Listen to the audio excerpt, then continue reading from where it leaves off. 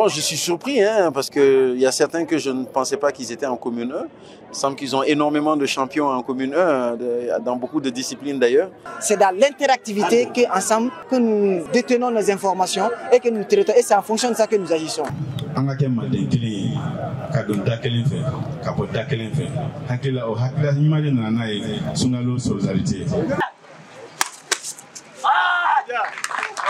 Ni a fɔra ko o ka jɔ aw yɛrɛ bolo musaka bɛ bɔ yɔrɔ jumɛn?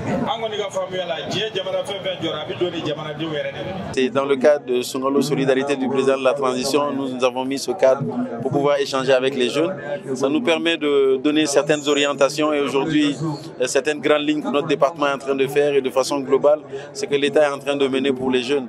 Et je crois que c'était un bon moment de partager cela avec eux. On n'a pas eu beaucoup de temps, mais c'était également le cadre d'expliquer aussi aujourd'hui dans les grandes stratégies que nous avons au niveau de l'État, que quasiment tous les secteurs importants sont en train d'être déployés, mais au profit aussi de la jeunesse, que ce soit au niveau de l'agriculture, de l'élevage, des industries, dans le cadre des actions du ministère de l'Entrepreneuriat, de l'Emploi et de la Formation professionnelle, et même nous, chez nous, au niveau de la jeunesse, et surtout les actions liées à la construction citoyenne.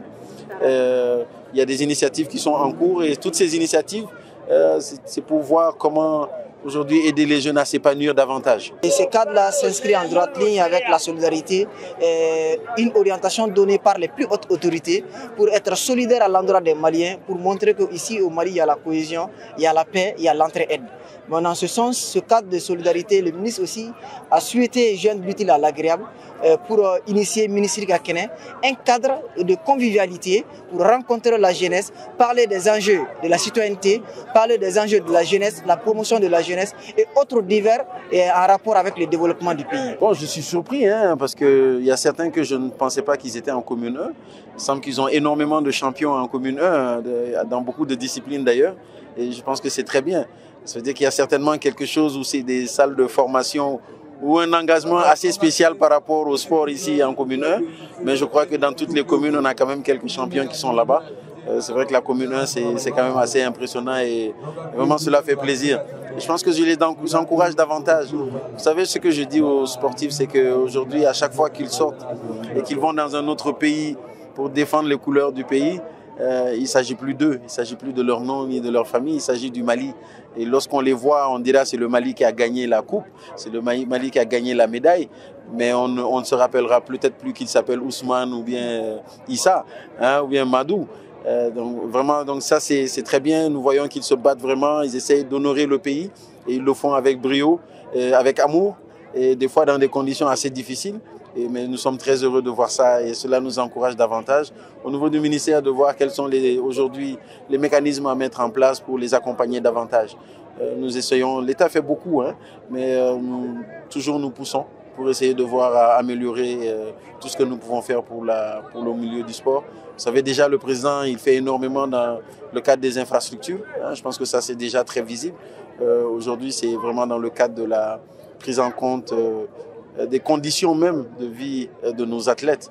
Hein, les athlètes qui sont aujourd'hui là et d'autres qui ont eu à faire briller le Mali. Je pense que dans ce cadre-là, j'avais rencontré même les anciens sportifs, les anciennes gloires. Ils étaient près de 200 personnes et je pense que ça a été un grand rendez-vous. Aujourd'hui, nous sommes en contact et nous continuons à voir comment les aider davantage.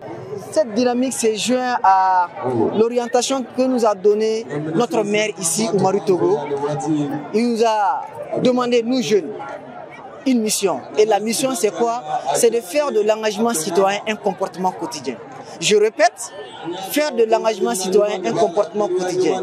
Une orientation donnée par le maire Oumarou Togo en commune ici. Et aujourd'hui, nous jeunes, nous sommes en train de nous atteler à cela.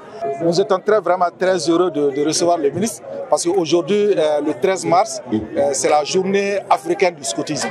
Une résolution de l'Union africaine Auparavant, c'était l'OIA en 1995. Et chaque année, les scouts du monde se retrouvent, les scouts d'Afrique se retrouvent dans un pays. Actuellement, ils sont à Madagascar pour la fête. Et alhamdulillah, nous avons fêté à notre manière avec le ministre en commune de Bamako pour célébrer la journée africaine du scoutisme. Les scouts, les pionniers, ce sont nos partenaires privilégiés au niveau du département. Ils sont dans toutes nos activités.